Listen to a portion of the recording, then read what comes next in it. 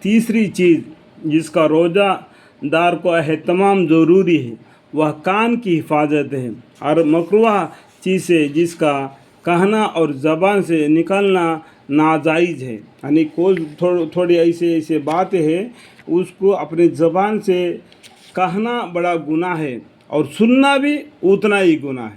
اس طرح کان لگانا اور سننا بھی ناجائز ہے۔ جیسا میکسیمم بازاروں میں جاتے ہیں تو لوگوں کی باتیں کچھ غلط باتیں ہوتے ہیں، ان کو سننا بھی بیکار ہے، اس لیے کان کی بھی حفاظت کرنا، اس لیے کہ بازاروں میں زیادہ نہیں بیٹھنا، اللہ کے گھر مسجد میں بیٹھنا، اللہ اور رسول کی باتیں کرتے رہنا، ذکر میں محسوس ذکر کرتے رہنا۔ نبی اکرم صلی اللہ علیہ وسلم کا ارشاد ہے کہ غیبت کا غیبت کرنے والا اور سننے والا دونوں گناہ میں شریک ہے۔ چوتھی چیز باتیں اعضاء بدن مثلا ہاتھ کا ناجائز چیز کو پکڑنے سے، پاؤں کا ناجائز چیز کی طرف چلنے سے روکنا، اور اسی طرح اور باقی اعضاء سے بدن کا، اسی طرح پیٹ کا افطار کے وقت مشتبہ چیز سے محفوظ رکھنا۔ جو شخص روزہ رکھا کر حرام مال سے افطار کرتا ہے اس کا حال اس شخص کا سا ہے کہ کسی مرض کے لیے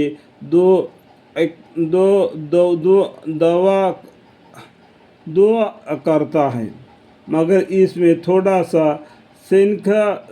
سنکھیا بھی ملا لیتا ہے کہ اس مرض کے لیے تو دو مفید ہو جائے گی مگر یہ زہر ساتھ ہی ہلاک بھی کر دے گی۔ یعنی جو بیمار ہوتا ہے تو بیماری دور ہونے کے لیے دوائی کھاتا ہے، اس کے ساتھ ساتھ دوائی کے ساتھ ساتھ بھی جو چیزیں نہ کھانے کے لیے بتلائی گئی ہے وہ چیز کو بھی کھا لے گا تو وہ بیماری دور نہیں ہو جائے گا بلکہ اور بڑھ جائے گا۔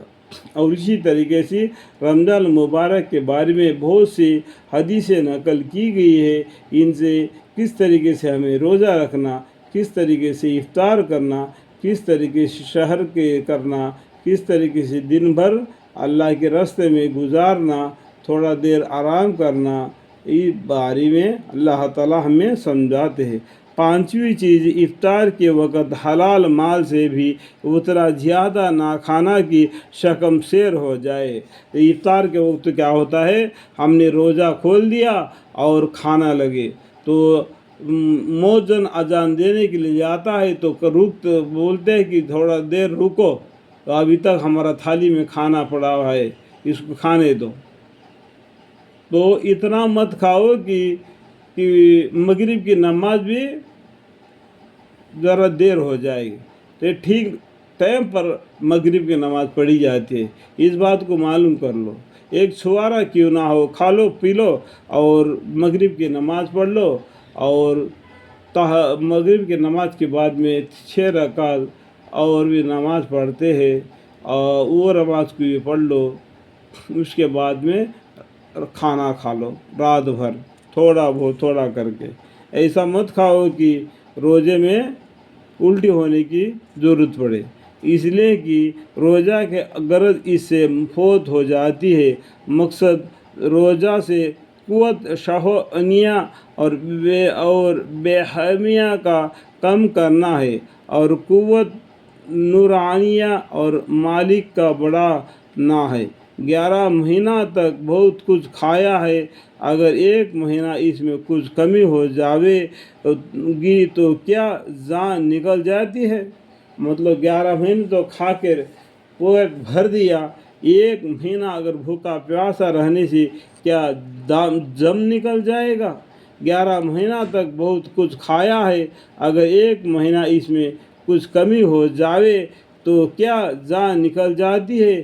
تو اس میں معلوم ہو جاتا ہے کہ غریب آدمی کس طریقے سے زندگی بسر کرتا ہے، امیر آدمی کس طریقے سے زندگی بسر کرتا ہے، دونوں کا مثال اس میں مل جاتا ہے۔ दोनों भी रोज़ेदार होंगे, उसको गरीबी हालत मालूम हो जाएगी, गरीब को अपनी गरीबी हालत मालूम हो जाएगी। इस बात को समझने की तौफीक अता फरमाए। हम लोगों को हाल है कि इफ्तार के वक़्त तलाफ़ी मुआफ़ात में और सहर के वक़्त हिफाज मतक़दम में उतनी ज़्यादा मक़दार खा लेते हैं कि बग़ैर रमज़ान में और बग़ैर रोज़ा के हालत में के उतना मक़दार खाने की नौबत भी नहीं आती। रमज़ान मुबारक में जिस तरीके से खाने की नौबत आती है, बाकी 11 महीने में खाने की नौबत नहीं आती है, क्योंकि रोज़ेदार को खाना खिलाना सवाब है बोल के बहुत से लोग रोज़ेदारों को खाने के लिए दावत देते हैं, जिसमें बहुत से चीज़ें पका के खिला देते हैं। और उस तरीके से रोज़ा की इफ्तार के वक्त हर आदमी कुछ ले आता है, ये सब थाली में परस कर पूरा खाने के बाद में अजान दो, उसके बाद में मगरिब की नमाज़ पढ़ेंगे। इस तरीके से करना भी बड़ा गुनाह है। और सुबह के सहरी पेट भर कर खा लिया तो नींद लग गया कि फजर की नमाज फौत हो गई, ये भी एक बड़ी गुनाह है। हम लोगों के लिए खरीद का काम देता है, खरीद का काम देता है। अल्लामा आज़री रहमतुल्लाह अलैह लिखते हैं कि रोज़ा के गर्ज यानी शहर, इब्लिस और शहद नफसानिया का तोड़ना कैसे हासिल हो सकता है। अगर आदमी इफ्तार के वक़्त इस मुक़द्दर की तलाफ़ी कर ले जो फौत हुई, हकीकत हम लोग बेबजीज़ इसके कि अपने खाने के अवकात बदल देते हैं, इसके सिवा कुछ भी कमी नहीं करते, बल्कि ज़्यादती मुख्तलिफ़ अनवा की कर जाती है जो बग़ैर रमज़ान के 30 मैसर नहीं होती।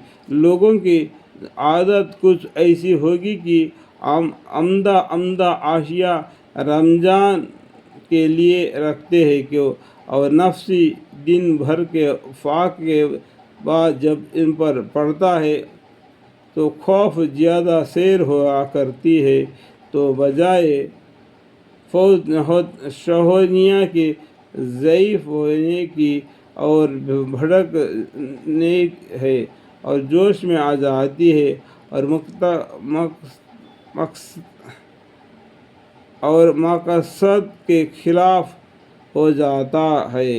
रोज़ा के अंदर मुख्तलिफ़ एराज और फ़ायद और इसके मशूरा होने से मुख्तलिफ़ मुनाफ़ा मकसूद है, और सब जब ही हासिल हो सकते हैं जब कुछ भूखा भी रहे।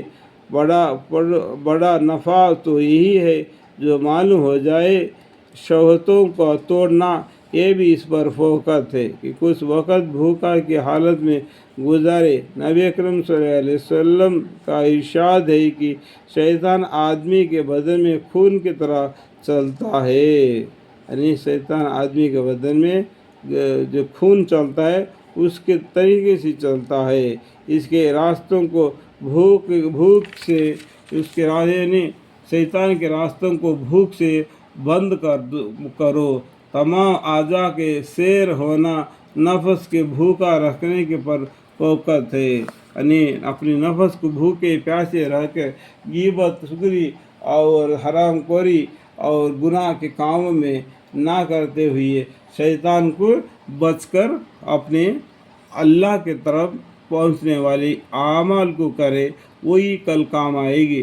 जब नफ्स भूखा रहता है तमाम आज़ा सेरा करते हैं, और जब तफसीर में होता है कि तमाम आज़ा भूखे रहने हैं और दूसरे गर्द